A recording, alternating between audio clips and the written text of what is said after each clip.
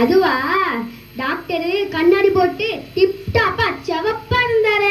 உடம்புக்கு எதுவும் பயப்படுற மாதிரி இல்லையான்னு கேட்டேன்.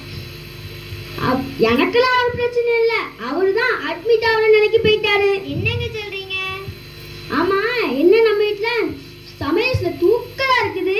உங்க சொந்தக்காரங்க யாரும் சொந்தக்காங்களா?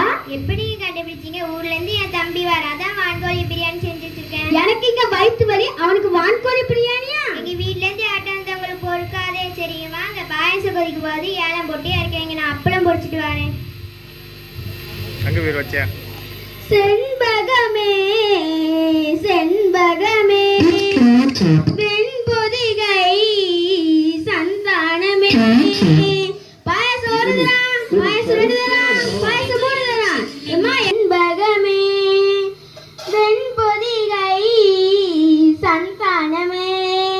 பாயசம் வருதுடா, பாயசம் வருதுடா, பாயசம் போடுதுடா. அம்மா எடுக்க வச்சுட்டுமா? ஏங்க இப்படி ஏலம் போடுறீங்க? நம்ம வீட்டுல பாயசிக்குது ஊருக்கே தெரியணுமா? நீதானம்மா பாயசம் கொதிச்சோன்னா ஏலம் போட்டு இறக்கி வைக்க சொன்னா, அதான் ஏலம் போட்டேன். ஐயோ கடவுளே, பாயசம் கொஞ்சோன்னே நுணுக்கி வச்சு அழகா போடுச்சேன், அதுக்கு இந்த கூத்தா? நீங்க என்ன சொல்றீங்களா? இவன் சரியா சொல்றாரா தப்பா சொல்றாரா ஒண்ணுமே புரியல. எல்லாம் என் விதி. வணக்கம் மாமா, நல்லா இருக்கீங்களா? நான் ரொம்ப தெளிவாதான் மாப்பிள்ள இருக்கேன். உங்க அக்காவுக்கு தான் கொஞ்சம் கலங்கிருக்கு. ஆமா மாமா, என் ஃப்ரெண்ட்ஸ் எல்லாம் அவங்க சொல்றாங்க தெலுங்கு கோமாசம் சொல்றாங்க. ஆமா மாமா, டீ கடை தான் அப்படி ஓடுது.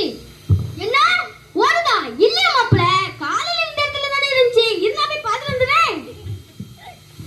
இல்ல மாமா, டீ கடை வியாபாரம் எப்படி ஓடுதுன்னு கேட்டேன். நீயாவது கொஞ்சம் தெளிவா சொல்லு மாப்பிள்ள. இவர் இப்படி தெளிவா சொல்லி நம்மள கோழி இப்படியே இருப்பார். இப்ப தெளிவா சொல்றேன், இலை போடுறேன் சாப்பிடுவாங்க. வாடா தம்பி சாப்பிடுவோம். ஏண்டி இலை எப்படி சாப்பிட முடியும்? தம்பி வேற ஊர்ல இருந்து வந்திருக்கான், சாப்பாடு குடி.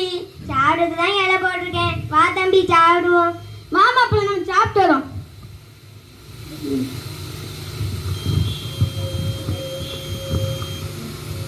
வாங்க சார், என்ன சேவிங் பண்ணுமா? ஓ, இங்கெல்லாம் சலூன் வச்சிருக்கீங்களா? நான் காலையில தான் சேவிங் பண்ணிட்டு வந்தேன். Saving sir? இங்க பாருங்க, நான் காலையில தான் சேவிங் பண்ணிட்டு வந்தேன். இல்ல சார், சேவிங்னா சேமிப்பு. நீங்க வெளியே உள்ள போர்டுல தங்கநயன் பேர்ல கடன் தரன் போட்டிருக்கீங்க, அதான் வந்தேன். எவ்வளவு போனே? அது எத்தனை வேணா வச்சுக்கலாம். கரெக்டா சொல்லுங்க சார். சரி, ஒரு சீட்டு தாங்க. ஆமாங்க சார். 5 பவுன் தங்க நெக்லஸ் தாங்க. சார் என்ன எழுதி வந்திருக்கீங்க? ஆமா சார், நீங்க தான் வெளியூர்ல போர்டுல தங்கநயன் பேர்ல கடன் தரன் போட்டிருக்கீங்க, அதான் பேர் அழகா எடுத்து வந்திருக்கேன். இதாச்சும் நான் என்ன பண்ணுவேன்?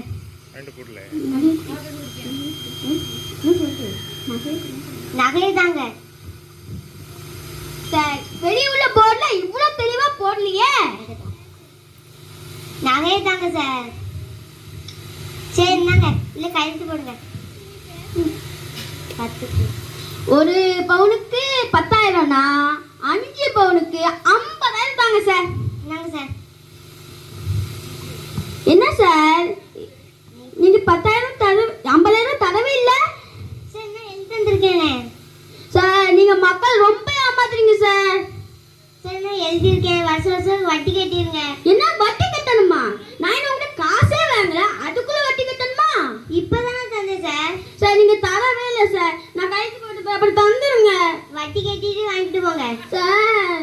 ப்ளீஸ் சார், நம்ம கொஞ்சம் ரொம்ப ஓவரா போயிட்டோமோ? என்ன மாமா இங்க இருக்கீங்க? அதுவா மாப்பிள்ள, இவர்கிட்ட 50,000 கடன் வாங்கிருக்கு வந்தேன் மாப்பிள்ள. ஆனா இவரு காசே தரல மாப்பிள்ள. இப்போ எனக்கு வட்டி கட்ட சொல்றாரு. சேகர் இது உங்க மாமாவா? ஆமா சார். ஆமா சார். ரொம்ப தெளிவா பேசி 50,000 கடன் வாங்கியிருக்காங்க. அப்படியே மாமா, அக்காவுக்கு இருந்து என்ன ஆகும்? அதான் மாப்பிள்ள தெரியல. எனக்கு ஒரு வேலை இருக்குன்னா ஈவினிங் வரேன்.